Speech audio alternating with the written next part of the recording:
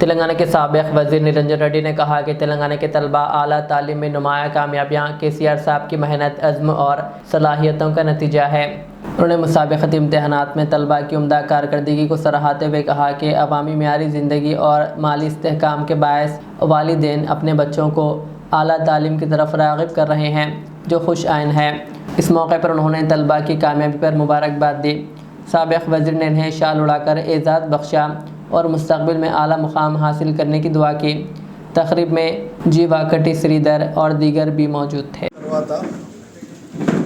కేసీఆర్ ప్రభుత్వం యొక్క పట్టుదలతో దీక్షా దక్షతలతో తీసుకున్నటువంటి కార్యక్రమాల మూలంగా అంటే రాష్ట్ర ఆదాయాన్ని పెంచడం, ప్రజలకు ఉపాధి అవకాశాలు కల్పించడం, వృత్తి నైపుణ్యాన్ని పెంచడం, విద్యా వైద్యం లాంటి మౌలిక రంగాల్లో గణనీయమైనటువంటి మార్పులు తీసుకురావడం, వాటి ఫలితంగా తెలంగాణలో కొత్త తరం పిల్లలు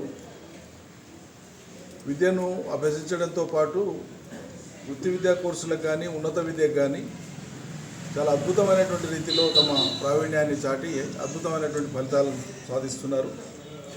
అవి మెడికల్ ఇంజనీరింగ్ సీట్లతో పాటు PG సీట్స్ కావచ్చు, లేకపోతే IIT IIMలు కావచ్చు, చివరికి అఖిల భారత సర్వీసులకు సంబంధించినటువంటి పరీక్షలు కూడా కావచ్చు.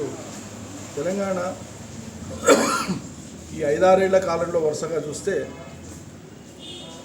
ప్రభుత్వం ఏర్పడిన 3-4 ఏళ్ల నుంచి వరుసగా వచ్చినటువంటి ఫలితాలు, అన్ని రంగాలలో ఫలితాలు వచ్చినట్లే విద్యా ఉపాధి రంగాల్లో కూడా అద్భుతమైనటువంటి ఫలితాలను కొత్త తరం వాళ్ళు సాధిస్తున్నారు.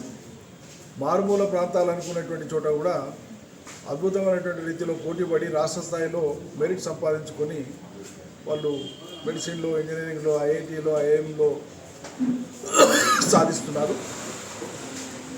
వడపర్తి ప్రాంతానికి సంబంధించినటువంటి అనేక మంది పిల్లలు ఇదివరకే తమ మెరిట్తో ఉచితంగా ఉన్నత విద్యలో అడ్మిషన్లు సాధించి వాళ్ళ కుటుంబాలకు ఎంతో వాళ్ళు ఆదర్శంగా నిలిచినారు.